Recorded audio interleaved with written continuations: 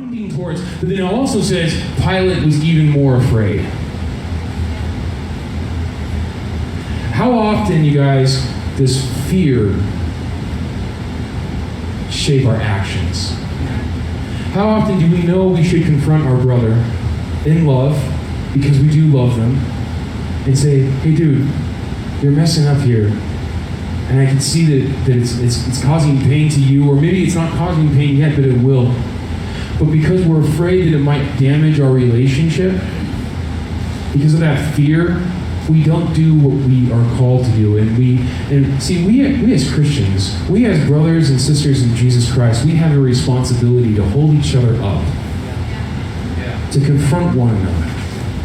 And lots of times we don't do that. We don't hold each other accountable because of fear, because we're afraid it will damage the relationship.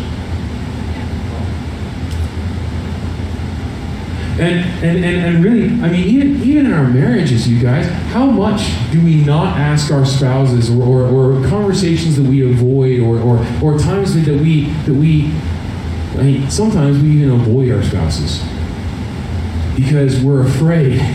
And sometimes we know better. We know that it will damage our relationship.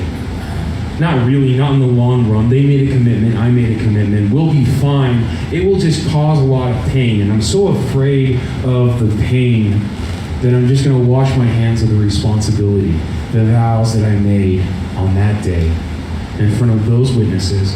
And then how often, when you witness a wedding, you're actually called to hold them accountable. That's what you're doing as witnesses.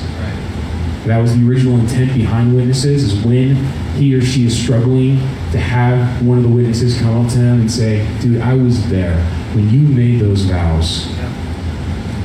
And I will hold you accountable to it. But we don't do it. Why? Because we're afraid. Pilate is afraid of losing his job. He's afraid of losing his position. He's afraid of losing his wealth. And so he condemns Jesus to die.